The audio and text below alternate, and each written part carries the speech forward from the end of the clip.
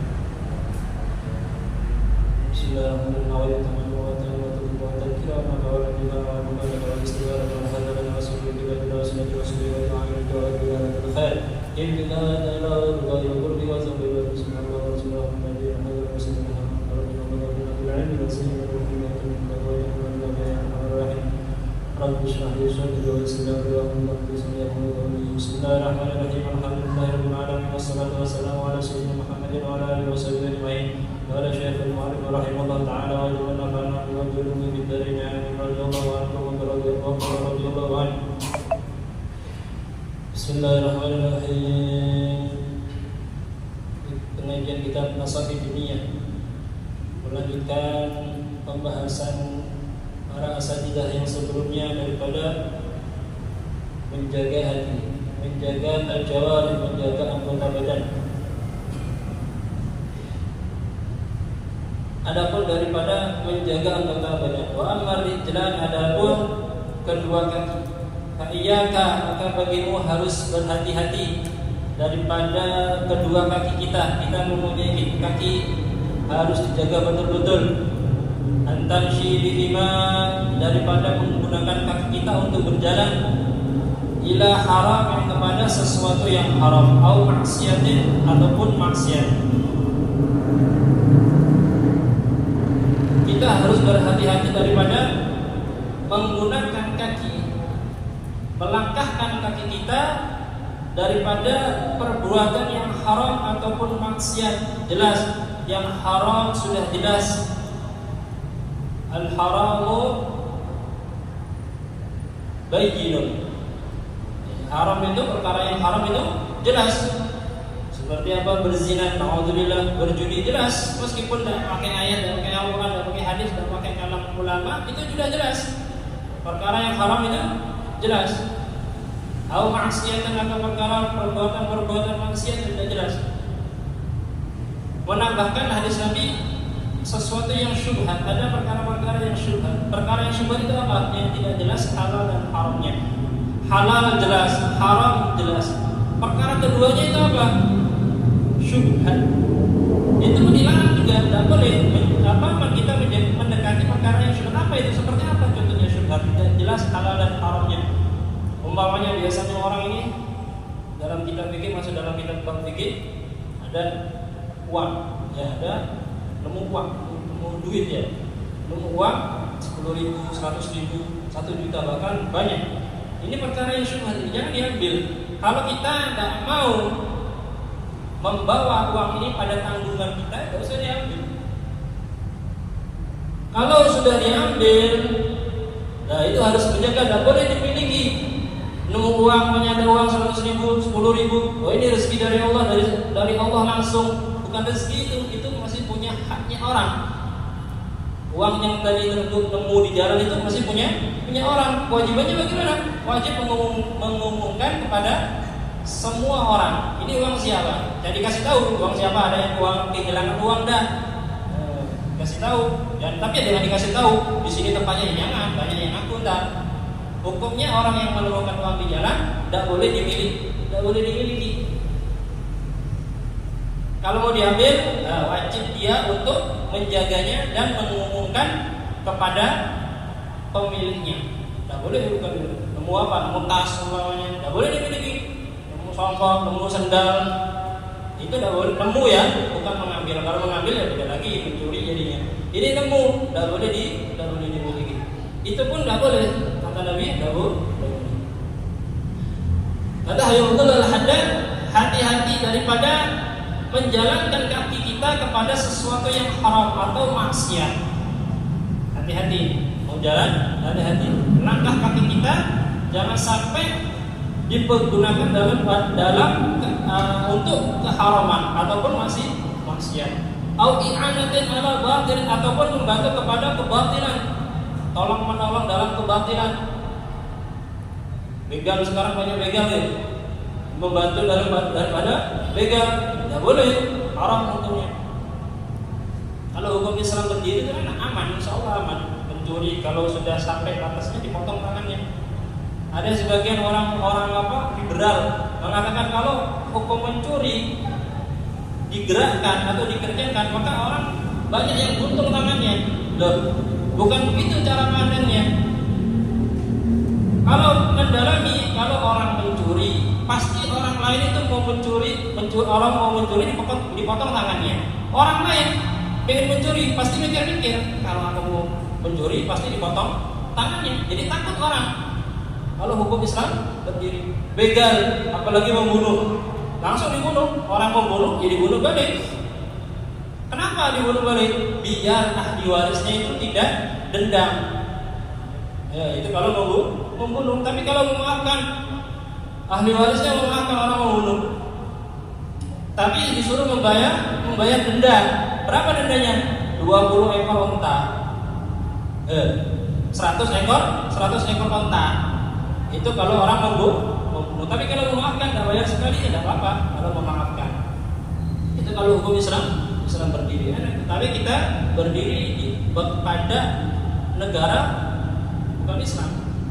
Kalau yang menerima Mahdi, langsung hukum Islam yang dipakai.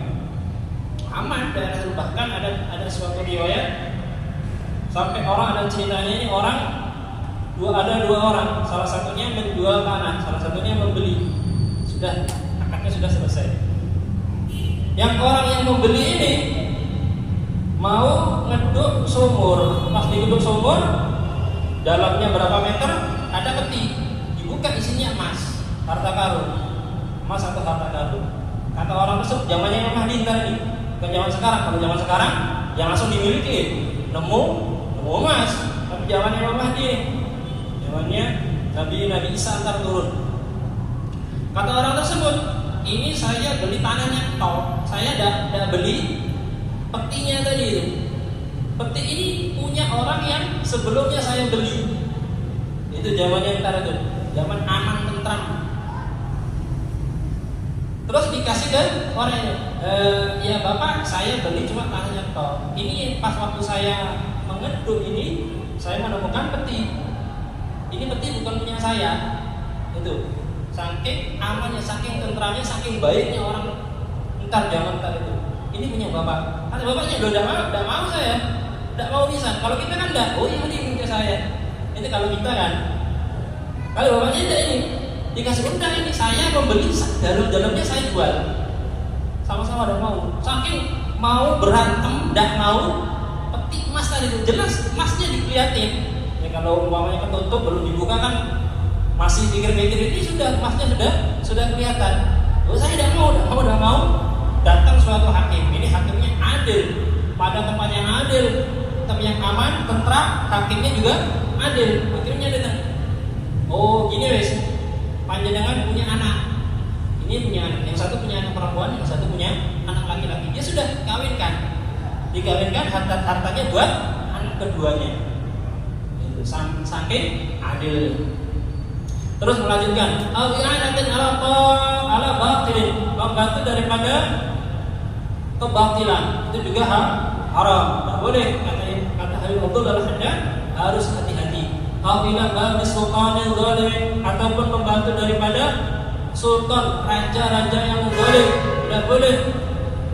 Ada raja yang zalim kepada rakyatnya, yang susah jadi tentaranya, termasuk juga membantu kepada kezaliman tentaranya. Dia sudah tahu zalim, oh ini perintah daripada presiden, ini zalim, ini termasuk daripada membantu kezaliman. Au ila lahwin, ataupun kepada hiburan-hiburan maksiat, hiburan-hiburan, au la'ibin, atau permainan yang maksiat, hiburan-hiburan seperti dangdutan yang yang berkumpulan lawan jenis, laki-laki perempuan mau datang ke situ. Biasanya kalau datang ke situ ramai biasanya, meskipun ya kalau di stadion lapangan itu ada konser dangdutan, ada konser ini, dikasih karcis, orang berbondong-bondong mau datang meskipun bayar. Tapi coba kalau ada pengajian Nurul Anwar, pengajian Nurul Sholat, pengajian yang lain, tidak bayar gratis. Pada hari ini untuk akhiratnya tidak mau datang. Banyak kan gitu? Orang yang datang yang rugi, orang yang tidak datang ya beruntung berarti tidak terjerumus kepada keharaman. Terus lain permainan, dan biasanya kita ini permainan yang yang tidak tahu hukumnya, tapi sudah semarak di masyarakat. Contohnya di sekolah SD atau sekolah itu ada, kalau dulu saya itu ada namanya tepak-tepakan. Tepak-tepakan itu seperti judi. Itu memang judi itu, tapi buat anak kecil. Kalau sekarang itu anak kecil wayang gitu ya. Ada wayang kotak-kotak itu yang punya anak atau yang punya cucu baru. Anak kecil. Terus ada bandarnya. Bandarnya yang satu, kalau yang ini dapat, kalau yang ini ditarik sama bandarnya. Nah, itu kan judi termasuk. Tapi orang awam tidak tahu hukumnya. Mulai dari kecil diajarkan keharaman.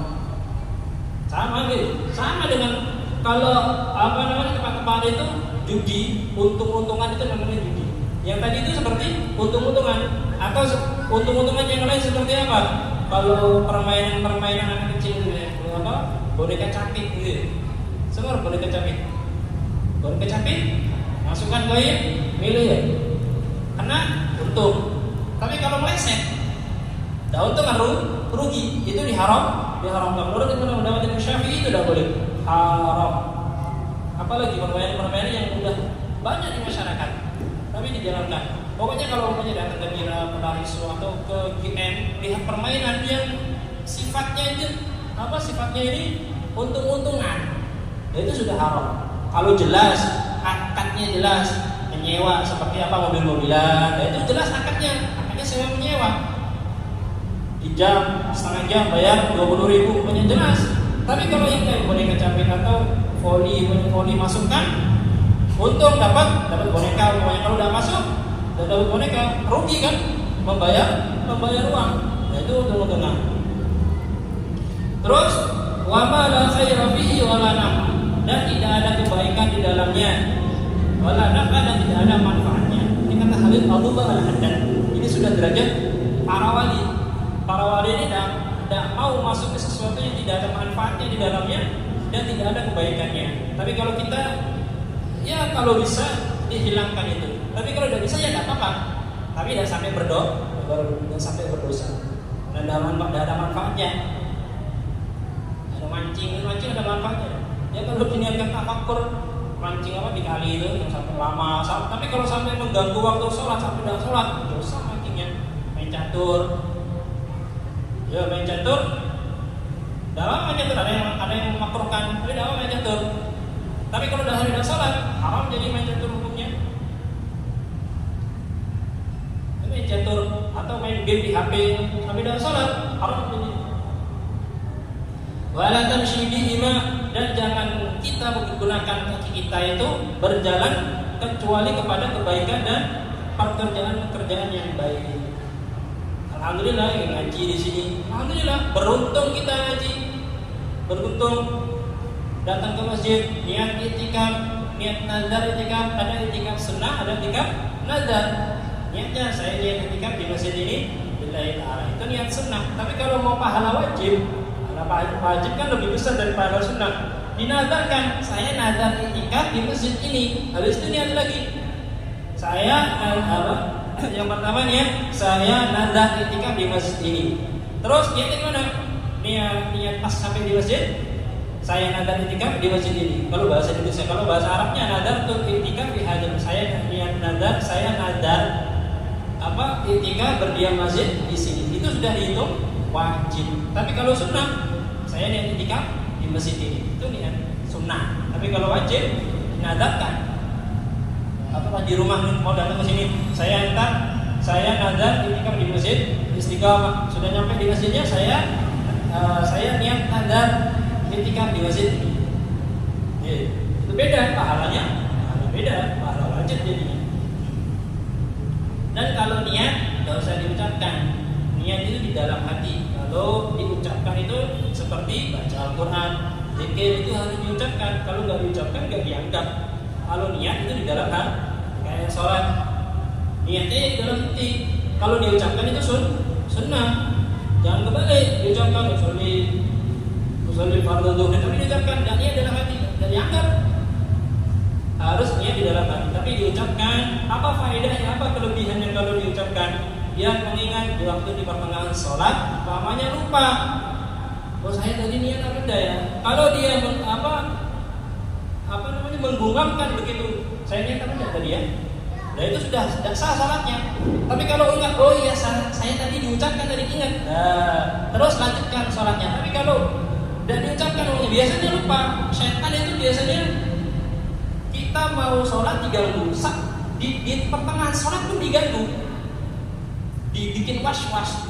Ini sholat apa? Niat apa enggak? Wudu apa enggak? Nah biasanya begitu. Dan kita harus tahu hukumnya begitu. Kalau tidak tahu, amal ibadah kita nggak diterima sama Allah. Karena dalam sebuah itu wa kullu man bi ghairi ilmin ya'malu amaluhu mardudatun la tuqbalu. Wa kullu man, setiap orang bi ghairi ilmin, dengan tanpa ilmu, darul ilmunya, ya'malu, mengamalkan suatu amal ibadah, amaluhu mardudatun la tuqbalu. Orang yang tidak punya ilmu terus mengamalkan ibadah, amalnya mardudah. Mardudah itu apa? Tertolak. Saya baru lihat banyak orang-orang di belakang, biasanya sok belakang, saya lihat itu ada orang yang biasanya sujud. Anggota sujud itu ada 7. Yang pertama dari wajib kena, wajib kena sujud. Terus telapak tangan, 2 telapak tangan. Telapak tangan ini yang mana yang kelihatan begitu? Definisinya apa? Kalau kita tekuk ini tidak kelihatan. Kalau kita begini, ini namanya telapak tangan yang wajib kena tempat sujud. Nah ini tidak kelihatan. Kalau kelihatan tidak boleh. Pokoknya begini, sujudnya begini. Ya, itu tidak sah. Kalau mau begini harus dibengkokkan begini, harus ditekuk. Kalau mau satu. Tapi kalau yang abdul ya 5 semuanya. Ininya semuanya. Terus apa lagi? Kedua dengkulnya. Kedua dengkul 5. Terus yang ke-6 dan ke-7 telapak kaki. Telapak kaki tidak boleh begini. Begini itu. Harus ditekuk. Telapak kakinya itu harus ditekuk ke depan. Tidak boleh lurus ke depan gini. Orang-orang banyak begini sujudnya. Itu tidak sah. Terus ibadahnya bagaimana? Tidak diterima sama Allah. Karena kenapa? Tanpa ilmunya. Makanya belajar ilmu itu wajib. Kita belajar ilmu itu yang minimal itu yang didahulukan itu apa? Perkara ibadah walaupun Islam itu sholat, zakat, puasa, haji itu. Yang lainnya tidak apa-apa, terakhiran seperti jual beli itu tidak apa-apa. Tapi kalau yang sholat ini harus diperhatikan benar-benar. Karena kenapa? Kalau sholatnya tidak diterima, karena sholat ini apa? Urusan kita dengan Allah. Kalau tidak diterima bagaimana? Ya tidak masuk dalam urusan kita dengan Allah. Terus seperti apa tadi? Berjalan kebaikan. Mithli talabil ilmi, seperti talabil ilmi, menuntut ilmu, mencari ilmu. Ini perkara yang wajib. Mencari ilmu itu dari kita brojol, ya, dari kita keluar daripada rahim ibu kita sampai meninggal. Wajib. Bukan kalau sudah tua dan mencari ilmu, atau pertengahan apa, umur 20, 30, itu tidak wajib. Yang wajib cuma anak kecil. Ya, anak kecil itu kalau bisa dari kecil pertama belajar Al-Quran, terus diajarkan Kalau apa mencari ustaz atau kiai itu yang mengajarkan ilmu fikih, ilmu tentang ibadah, tata cara, syarat-syaratnya sholat, furudu-furudunya sholat, yang membatalkan sholat, tata caranya wudhu, yang membatalkan wudhu. Kebanyakan orang tahu apa? Tahu sholat, tapi apa yang membatalkan wudhu tidak tahu. Ini membatalkan atau ini tidak membatalkan? Tidak tahu, bingung. Contohnya, biasanya orang awam. Ada hal-hal yang membatalkan wudhu itu ada 4. Apa namanya? Ini seseorang, ya kayak biasanya orang tidak pakai sendal, tidak pakai sendal di jalan, tidak pakai sendal. Terus lewat ke sini ke masjid, boleh apa tidak? Ya boleh saja meskipun dia tidak pakai apa, tidak cuci kaki. Cuma ya kotor, ada kotor suci, ada bersih tapi najis. Kotor tapi suci. Orang kotor masuk masjid, suci dan apa? Tapi kotor ya, tidak sepantasnya, tidak sepatutnya masuk kotor masuk ke masjid. Terus ada yang apa suci tapi najis, bersih tapi najis. Seperti apa? Ya umpamanya orang tidak bisa apa namanya, tidak bisa menghilangkan, tidak bisa tata cara menghilangkan najis. Seperti ada air kencing, terus cuma dilap pakai tisu top. Nah ini kan bersih tapi najis, bersih tapi najis. Terus bagaimana tadi? Ada yang umum di orang, ada orang mau sholat menginjak tai ayam, ya tembelak gitu. Itu apakah dia dibersihkan atau wudhu lagi? Ya, kebanyakan orang mikirnya harus wudhu lagi, padahal tidak usah. Karena menginjak tai ayam, menginjak najis itu tidak membatalkan wudhu. Terus bagaimana kalau mau sholat? Ya dibersihkan saja, disiram pakai air. Cara membersihkan itu kayak di masjid, ini umpamanya di masjid, di rumah. Karena najisnya anak kecil, kena uyuh umpamanya. Jangan langsung dipel. Caranya bagaimana? Najisnya tadi itu atau tai ayamnya tadi dihilangkan dulu. Zatnya, bentuknya dihilangkan. Jangan langsung dipel. Kalau langsung dipel, semuanya serumah, apalagi sampai serumah najis semuanya. Caranya najisnya umpamanya ini najisnya di sini, dihilangkan dulu, bersih. Ya, kelihatan bersih ini, tidak ada baunya, tidak ada rasanya, tidak ada warnanya, tidak ada. Ya sudah. Habis itu bagaimana? Air sedikit, air itu didatangkan, diguyurkan, itu sudah suci. Tapi kalau langsung dipel, itu jadi najis semuanya, jadi susah membersihkannya. Mithli talabil ilmi an-nafi, mencari ilmu yang bermanfaat. Wasa'i ilal masajid, dan berjalan kepada mendatangi masjid. Alhamdulillah kita termasuk daripada orang-orang yang memakmurkan masjid. Udah yang membangun masjid. Kalau masjidnya belum dijadikan itu apa? Kata hadis Nabi, sesungguhnya orang-orang yang membangun masjid kan akan dibangunkan masjid juga di surga ya. Itu membangun masjid. Termasuk juga orang yang iuran, masuk ke kota awal untuk membangun masjid, itu akan dibangunkan juga di surga, surganya Allah, masjid istana juga dibangunkan. Terus orang yang memakmurkan masjid sama juga. Orang yang mendatangi masjid untuk beribadah, untuk mengaji juga termasuk orang yang memakmurkan masjid. Iqamatis sholawat berjamaah, untuk mendirikan sholawat berjamaah. Sholawat berjamaah hukumnya fardu kifayah. Berjamaah, sholat berjamaah ini bagi laki-laki fardu kifayah. Kalau umpamanya di suatu kampung tidak ada yang sholat berjamaah, itu kampung tersebut akan dikuasai syaitan. Alhamdulillah kampung kita masih ada berjamaah. Yang berjamaah ini dihitung di masjid. Tapi kalau di musola ya tidak apa-apa. Tapi beda hukumnya. Kalau berjamaah di masjid masuk dalam pada hadis Nabi SAW.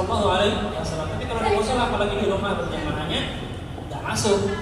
Karena beda hukum di masjid sama musola, itu beda hukumnya. Kalau di masjid orang haid tidak boleh masuk masjid, orang yang berhadas besar tidak boleh masuk masjid. Tapi di antara itu ada pahala yang lain. seperti itikaf di masjid. Kalau kita niat itikaf meskipun tidur di masjid itu dapat pahala. Tapi kalau di mushola dan dapat pahala beda. Kalau di mushola orang yang haid, orang yang hadas besar tidak apa-apa datang di mushola. Kalau di masjid tidak boleh hukumnya. Wal amal biwadha'il ibadah, dan mengamalkan dengan amal-amal ibadah. Wa mithli ziyaratil ikhwan, seperti apa? Ziarah kepada saudara-saudara kita, termasuk daripada memanjangkan umur, memperbanyak rezeki, yaitu silaturahim. Wa qada'i hawaijil muslimin, dan menunaikan kebutuhan-kebutuhan orang muslim. Man kana fi amril 'abdi.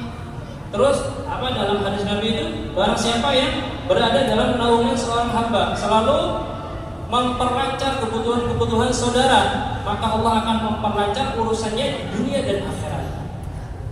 Di dunia ini urusannya itu cuma sepele daripada dihitung di akhirat. Kalau di akhirat ini Allah rasanya itu tidak bisa dibayangkan di akhirat. Kayak umpamanya waktu mengantri amal, suatu amal catatan. Kan ya amal-amal kita itu dari mulai balik umur 15 tahun sampai meninggal itu ditampakkan sama Allah. Ada apa namanya? Kalau kita itu layar tancap yang orang dari zamannya Nabi Adam sampai hari kiamat itu tahu pekerjaan kita dari umur 15 tahun balik itu sampai meninggal, tahu mana yang baik, mana yang buruk. Tapi kalau kita mengamalkan dalam hadis Nabi itu seperti apa tadi itu? Menunaikan kebutuhan saudara kita. Itu perkara-perkara kita yang jelek sama Allah itu kayak di-skip. Perkara-perkara yang jelek umpamanya menggibah orang, itu di-skip, hilang kasih. Dengan apa? Dengan kita menutup aib saudara kita. Sama Allah ditutup juga. Udah ketok ya. Zamannya Nabi Adam berapa puluh juta orang, berapa miliar itu. Dari zamannya Nabi Adam sampai hari kiamat yang melihat tingkah laku kita. Yang baik mau yang buruk? Yang buruk skip. Tapi kalau kita selalu kesalahan teman kita disebarkan, tidak ada yang di skip, diketokkan diperlihatkan semuanya, diperlihatkan sama Allah tanpa ada yang skip, tanpa ada yang dihapus. Wa iqamati hukukihim, dan menunaikan hak-hak mereka, min iyadatil mardah, daripada menjenguk orang sakit, pahalanya besar menjenguk orang sakit. Wa tasyi'il janaiz, dan mengiring jenazah. Ya, kalau yang masih kuat, kalau bisa, ini jenazah, diangkat jenazahnya. Ada dalam faedah yang lain itu dalam kitab Al-Qirtas, Al-Habib Ali bin Hasan Qirtas. Orang yang membaca la ilaha illallah al-afi ba'da qudratihi, la ilaha illallah al-baqi ba'da banani khalqihi, la ilaha illallah kullu syai'in halikun illa wajhah, lahul hukmu wa ilaihi turja'un. Kalau orang yang mengiringi jenazah membaca daripada zikir tersebut, akan diampuni si mayitnya, orang yang bersama mayit, desa yang mengeluarkan daripada mayit, dan pada ahli kubur diampuni sama Allah dengan wirid tersebut. La ilaha illallah afi ba'da qudratihi, la ilaha illallah baqi ba'da fani khalqi.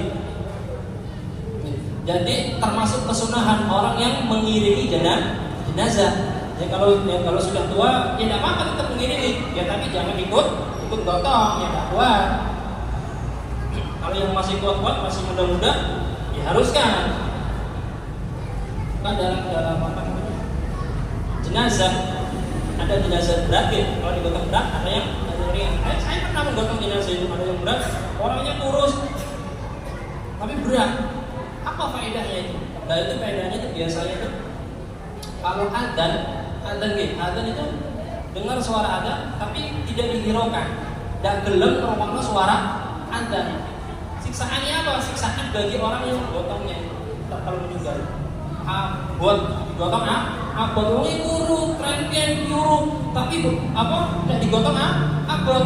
Nah itu diantaranya itu kalau dengar suara adzan tidak mau mendengar. Adzan dengarkan dijawab juga. Allahu akbar, Allahu akbar. Sampai salatu khairum minan naum, sedang tahu barata. Itu jawabannya. Terus komat juga sama. Biasanya kalau orang qomat berdirinya itu waktu apa? Waktu mati sholat gitu. Waktu mati sholat berdiri. Itu sebenarnya salah. Ya salah sampai nggak haram dah. Lebih baik mana? Orang apa namanya? Kan kenapa berdiri dia itu biar mendapatkan saf pertama gitu. Itu lebih afdal, lebih utama mendengarkan orang Bilal qomat daripada berdiri untuk datang ke saf pertama. Jadi bagaimana Ustaz? Kalau qomat ya duduk dulu sampai la ilaha illallah baru berdiri. Itu paling afdalnya. Tapi kalau dia duduk terus waktu sholat berdiri, biar saf pertama hilang sudah pahalanya, pahala qomat tadi hilang. Tidak sampai sempurna. Kalau mau datang saf pertama, sering duduk, dengerin sudah qomat. Jangan pas duduk terus qomat, waktu sholat terus berdiri. Nah itu hilang sudah, rentel begitu, tidak sempurna jadi pahalanya. Jadi pahala azan, jawab azan juga diharuskan, iqamah juga diharuskan. Azabnya apa tadi Mas? Gotong tadi? Abot. Jadi pernah dari gotong juga. Terus, kata Syekh Janais wa nahwi dzalika min 'amalil birri wa 'amalil khair. Dan seperti itu daripada pekerjaan yang baik. Wabil jumlah secara umum wajawari bukan anggota badan kita itu min adami ni'matillah, daripada anggota badan yang besar yang Allah kasih nikmat. Alhamdulillah kita yang sempurna gitu. Dikasih nikmat sama Allah. Ada suatu cerita, ada seseorang dari zamannya Bani Israel. Dia ini masuk surga, tapi dia mengatakan saya mau masuk surga tapi dengan amal saya. Kata dia, donda dengan rahmat Allah. Kata dia ngotot, tidak mau dengan amal saya. Donda dengan amal ngotot. Ya wes, kalau kamu mau masuk surga dengan amal kamu, sekarang ditimbang. Satu saja nikmat mata. Dengan amal-amal kebaikan dia. Dia tidak mengamalkan dosa, cuma mengamalkan kebaikan-kebaikan ibadah saja. Ditimbang. Sekala yang ibadahnya tidak sama dengan nikmat mata satu dia. Dua mata satu dia. Itu kalah timbangannya. Anggota mata. Langsung dia langsung. Ternyata masih banyakkan nikmat mata. Kalau udah punya mata umpamanya dia, dua-duanya ada cabut sama Allah dicabut umpamanya. Ya susah. Yang ibadahnya dia tadi yang bisa lihat dari itu tidak bisa. Kenapa? Karena tidak bisa melihat. Kalau kita masuk surga dengan rahmat Allah, tidak mampu kita dengan ibadah kita, tidak mampu. Terus bagaimana? Tetap meskipun tidak mampu, kita masuk surga dengan rahmat Allah, tetap ibadah kita laksanakan. Biar kenapa? Biar kita mendapat rahmat Allah. Tidak mau sholat, kita masuk surga yang penting dengan rahmat Allah. Udah bagaimana? Sholatnya yang belum mau dikasih rahmat? Perintahnya Allah tidak dijalankan. Masa Allah mau mengasih kepada seseorang yang tidak menjalankan perintahnya? Tidak bisa. Waqad khalaqaha laka litasta'ina. Dan Allah menciptakan anggota badan kita untuk kita ini apa? Untuk membantu berjalan kepada ketaatan. Jika mengamalkan anggota badan dengan fima sesuatu tujuan khuliqat lahu, kita melaksanakan mengerjakan anggota badan kita memang untuk tujuannya diciptakan, daripada ketaatan dan kebaikan wal muwafaqah, kebaikan, maka telah disebut dengan hamba yang bersyukur. Syukur nikmat menggunakan kaki kita untuk beribadah. Dan kan kita memang wa ma khalaqtul jinna wal insa illa liya'budun. Kata Allah dalam Al-Qur'an itu, manusia itu dan jin, Allah menciptakan jin dan manusia itu untuk beribadah, bukan untuk kerja, bukan untuk ini dengan pekerjaan dunia, untuk beribadah. Menciptakan Bani Adam manusia memang tujuannya untuk beribadah, tangannya untuk beribadah, kakinya untuk beribadah. Kalau dilaksanakan untuk ibadah, maka termasuk daripada syukur nikmat. Ada syukur kepada Allah, alhamdulillah. Udah itu toh kita Allah menciptakan kaki buat beribadah, itu termasuk syukur meskipun tidak mengucap alhamdulillah. Alhamdulillah. Kapan kita mulai bersyukur? Bangun tidur kita bersyukur. Syukur ada doanya. Alhamdulillahilladzi ahyana ba'da ma amatana wa ilaihi nusyur. Itu termasuk daripada syukur kepada Allah. Kita mulai langsung bersyukur kepada Allah. Yang mulai langsung lihat tapi atau langsung maksiat, nah itu kufur nikmat berarti. Kalau langsung maksiat, syukur nikmat. Baca doanya.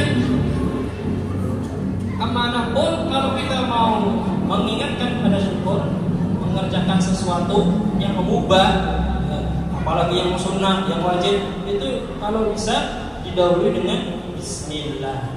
Seenggaknya dengan lafaz bismillah itu kita sudah ingat kepada Allah.